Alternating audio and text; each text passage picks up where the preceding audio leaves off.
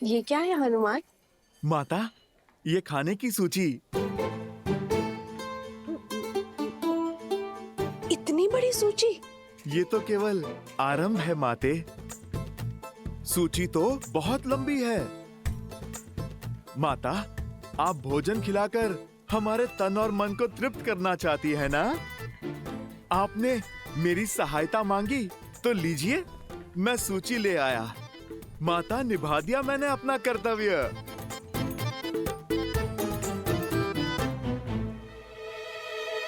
अब तो आप प्रसन्न है ना? हाँ, प्रसन्न हूँ।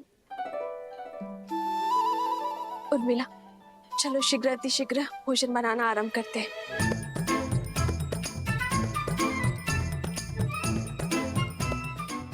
समझ नहीं आता पहले क्या बनाए दीदी, आरंभ कहाँ से करें? ना ही इस दुविधा का अंत दिखाई दे रहा और ना ही इस सूची का। आप इतनी सारी चीजें कैसे बनाओगे? वचन से बंधी हूं ना, पीछे नहीं हटूंगी। चलो।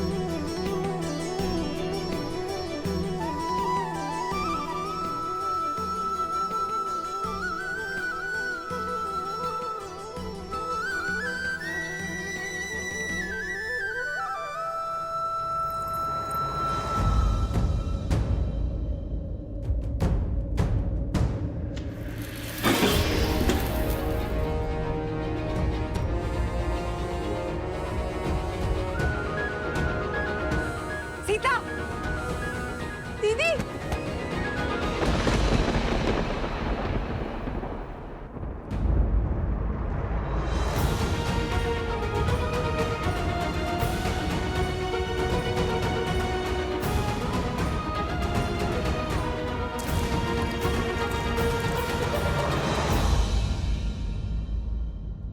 यदि हमें शत्रु के बल का पूरा ज्ञान हो जाए तो समझो ये युद्ध हमने आधा जीत लिया है।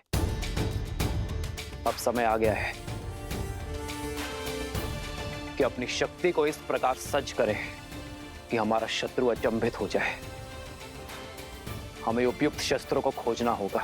प्रभु, प्रभु, प्रभु, वो माता सीता। प्रभु, क्या हुआ सीते को? क्या हुआ सीता को? बोलो हनुमान। प्रभु, वो माता सीता मूर्छित हो गई है।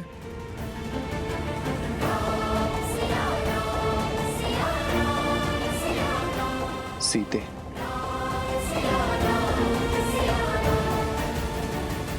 वैद्य जी, मेरी चित्त की व्याकुलता को मिटाइए। बताइए, क्या हुआ है सीता को? चित्त में चिंता नहीं, आनंद को भर ले राजमाता। इस तरह पर शीघ्र ही श्री राम के उत्तराधिकारी के नन्हे नन्हे पग पड़ेंगे।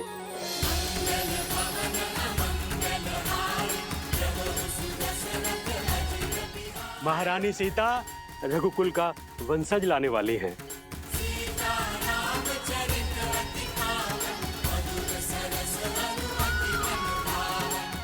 सच? मेरे मेरे राम की संतान आने वाली है।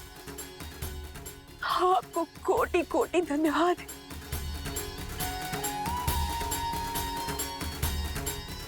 जाओ, राज आंगन का कोना कोना सजा दूंगी।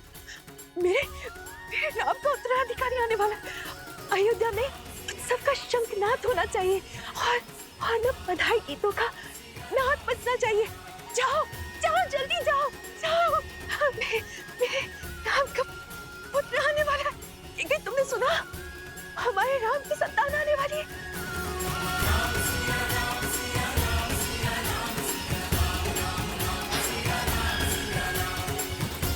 सुनो सुनो सुनो, शुभ समाचार है।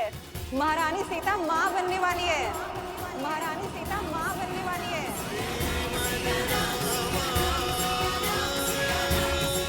सीते,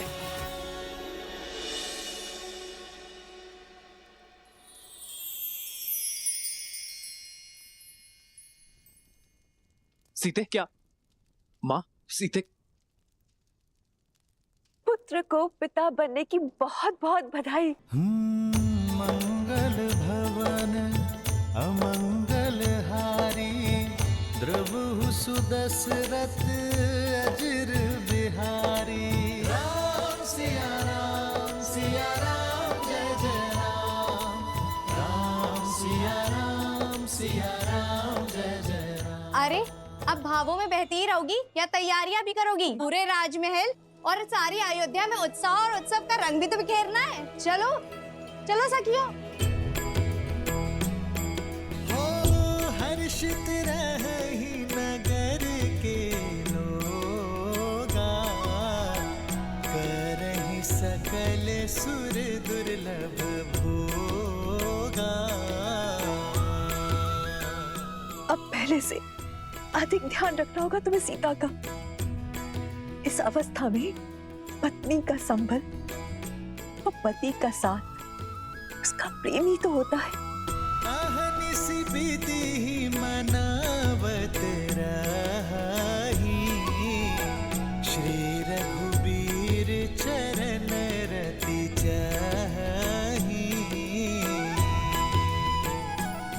चलिए दीदी, अब पत्नी पति को समझाएगी उसे क्या सुविधाएं चाहिए। राम सिया राम सिया राम सिया राम, राम सिया राम सिया राम, राम सिया राम सिया राम सिया राम, राम सिया राम सिया राम।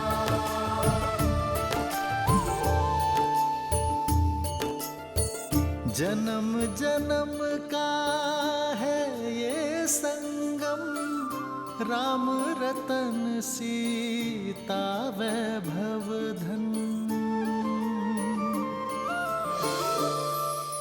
सच मांडवी, हम चाचा बनने वाले हैं।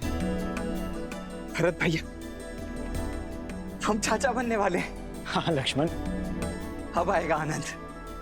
अब अपने भतीजे के साथ मैं संसार भ्रमण पर निकलूंगा। नहीं नहीं नहीं, वो तुम्हारे साथ रहेगा ना तो विवाद करना सीख जाएगा।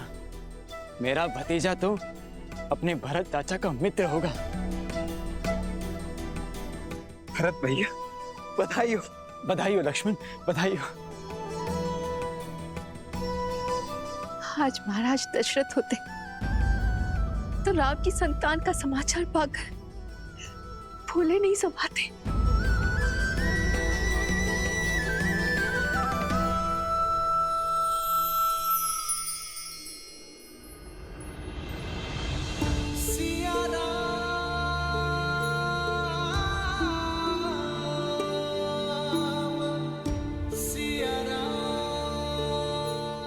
आपका मौन मुझे व्यथित कर रहा है। क्या आप प्रसन्न नहीं है? प्रसन्नता तो इतनी है कि मेरे शरीर के कण कण में भर गई है सीते। शब्दों को बाहर निकलने का स्थान ही नहीं बचा। पिताश्री की प्रसन्नता का आज आभास हुआ मुझे। अपनी संतान के प्रति उनके प्रेम का भान हुआ।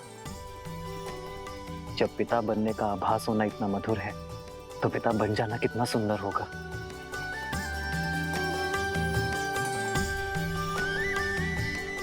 जीवन में सदा मेरा साथ और समर्पण दिया है तुमने सीते, किंतु आज उससे बड़ा उपहार देने के लिए तुम्हारा धन्यवाद। रघुकुल का कुलदीपक आने को है, ऐसे में महारानी का आहार विशेष और विशिष्ट होना चाहिए। राजमाता प्रणाम। मैया ने संसार का सबसे बड़ा सुख दिया है प्रभु को। आप उनसे कहिएगा अब वानर सेना भोज का 2 गुना आनंद उठाएगी। पुत्र तो माता की व्यथा समझ गया, किंतु क्या व्याकुल वानर सेना समझ पाएगी? सीता रसोई घर में नहीं जा सकती, 3 मास तक कोई श्रम नहीं कर पाएगी। होने वाली संतान के लिए माता का विश्राम करना अति आवश्यक है। भोजन अब वो पुण्यवासन संस्कार के पश्चात ही बना पाएगी। माता, ये तो शुभ है। कुमार और प्रभु श्री राम का भोज एक साथ हो जाएगा और आप वानर सेना की चिंता ना कीजिए। हम वानर तन से चाहे कितने भी कठोर हों, मन से उतने ही भोले और कोमल है माता।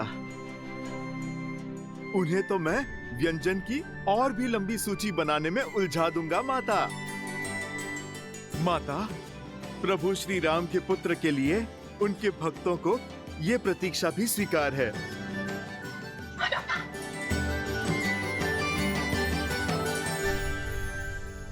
सीते, ये भेंट मेरे और तुम्हारे आने वाले प्रेम प्रतीक के लिए। अच्छा,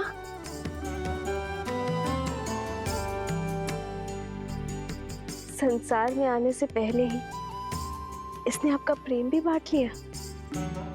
हाँ, मैंने तो बांटा है, पर कदाचित तुम मां बनने के पश्चात मेरे साथ अन्याय ना कर बैठना। संतान को लेकर स्त्रियां कई बार अपने पति के साथ अन्याय कर बैठती। वो तो है। आइए देखते हैं कि आप इसके लिए क्या लाए हैं।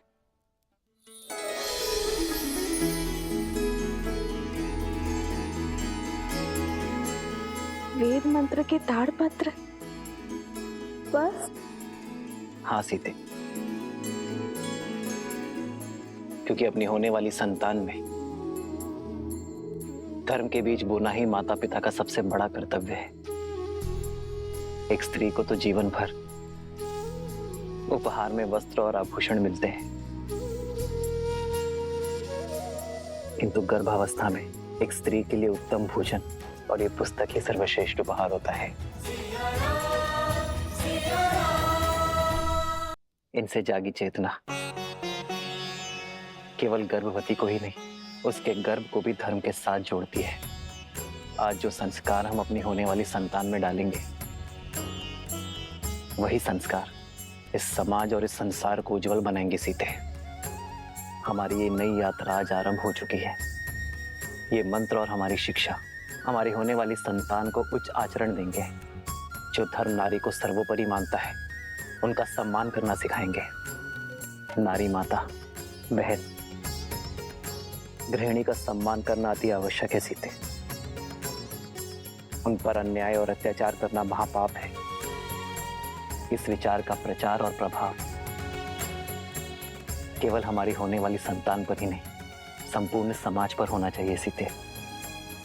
आज तक मुझे मिली हर भेंट से अधिक अनमोल आपका दिया ये उपहार है आर्य। इसे पाना मेरा सौभाग्य है और मैं वचन देती हूँ आप हमारी संतान सदा धर्म और न्याय का संस्कार पाएगी, नारी का सम्मान करेंगे और उसका प्रचार और प्रभाव समाज पर डालेगी। राम सिया राम जय जय राम, राम सिया राम जय जय राम।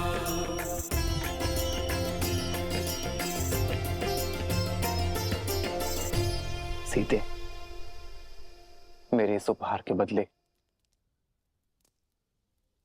क्या तुम मुझे एक उपहार दोगी? कल जो प्रश्न तुम मुझसे पूछना चाहती थी, क्या उसका उत्तर सुन पाओगी?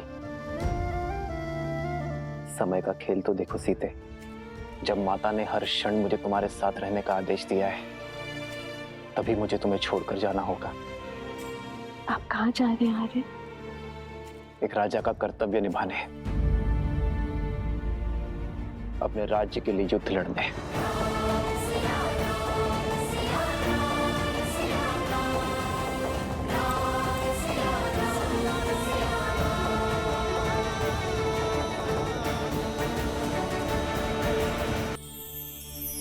सीते, रावण के मामा भास्कर ने अयोध्या पर आक्रमण कर दिया है। अपनी प्रजा की रक्षा के लिए मुझे अस्त्र उठाना होगा। जिसके पास धर्म और न्याय की ढाल हो, उसे अधर्म का कोई वार नहीं हरा सकता। मुझे विश्वास है कि विजय आपकी ही होगी आर्य। और रही बात हमारे साथ की, तो माता पिता का कर्तव्य संतान को भविष्य के लिए सच करना भी तो है ना। इसे धर्म और न्याय के जीते जागते उदाहरण से आपसे सीखना होगा कि ये राजा रामचंद्र का पुत्र है।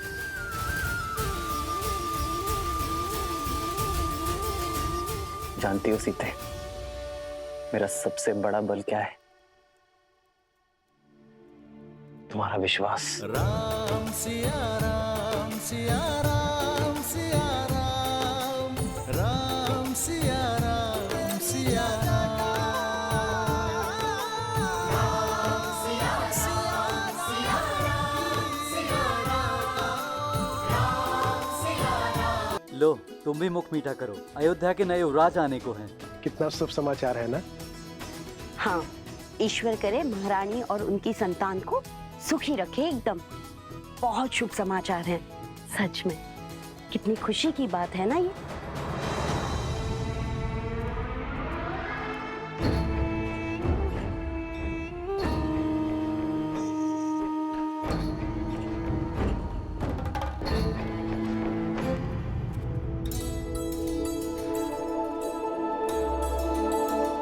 लीजिए भैया, आप भी लड्डू खाइए। हमारे राजमहल में लल्ला आने वाले हैं। प्रभु श्री राम के उत्तराधिकारी आने वाले हैं। खाओ खाओ।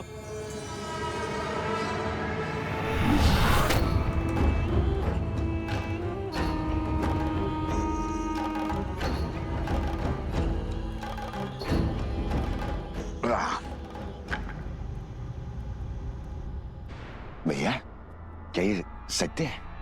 श्री राम की संतान होने वाली है? हाँ हाँ, सुना नहीं? सारे अयोध्या में लड्डू बट रहे हैं। चलो अच्छा है। जो 14 वर्ष में नहीं हुआ वो अब हमारे कानों को सुनने को मिल रहा है। क्या क्या कहना चाहते हो?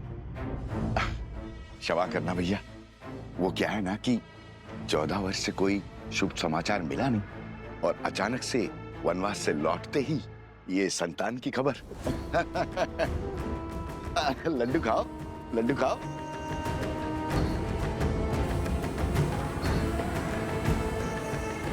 किसने अयोध्या की गरिमा पर इतना बड़ा घोर लांछन लगाया है? किसने उनके गरिमा का वध किया? किसने? सामने आओ, अभी मैं उसकी जीवा काट लूंगा। मारो, मारो मुझे, मारो। क्षमा के योग्य नहीं हूं मैं। बचपन में माता मारती थी, बड़ा हुआ तो मित्र मारने लग गए। इस जीवा के कारण ये स्थिर नहीं रहती है। कहीं पे कुछ भी बोल देता हूं मैं। घोर अपराध हो गया, मुझे स्वयं को दंड देना होगा। मैं स्वयं को दंड दूंगा। दंड देना होगा, दंड देना होगा, दंड देना होगा, दंड देना होगा, दंड देना होगा। ए रुको, रुको। अरे क्या कर रहे हो?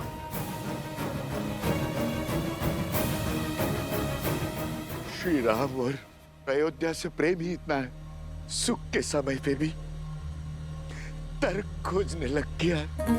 जो बात मेरे दिल को कचोटती है, क्या वो आप सबको व्याकुल नहीं करती?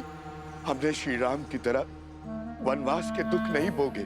हमने तो महारानी सीता की तरह 6 महीने उस दुष्ट रावण की लंका में रहने का दंश नहीं भोगा। सोचिए, विचार कीजिए, क्या क्या हुआ होगा उस 6 मास में। क्या क्या बीती होगी महारानी सीता पर। क्या ये विचार आपको व्याकुल नहीं करता? अपनी व्याकुलता हमें नहीं, श्री राम को बताना, वही निर्णय लेंगे। चलो मित्रों। अरे रुको, रुको, कहां जा रहे हो? मैं स्वयं लज्जित हूं। अब तुम जाकर ये प्रश्न श्री राम से पूछकर उन्हें लज्जित करोगे? वो श्री राम जिन्होंने अयोध्या को मान दिया, सम्मान दिया, उन्हें लज्जित करोगे? क्या उत्तर देंगे? उनका तो स्वयं संबंध है इस घटना से। देवी सीता के लिए रावण का वध किया है श्री राम ने।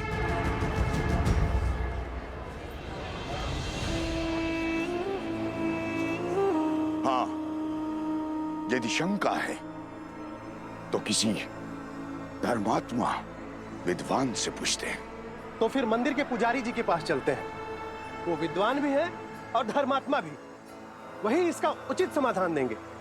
ये उचित? बिल्कुल। हाँ। क्यों भाइयों? बिल्कुल हाँ, सही हाँ। बोल।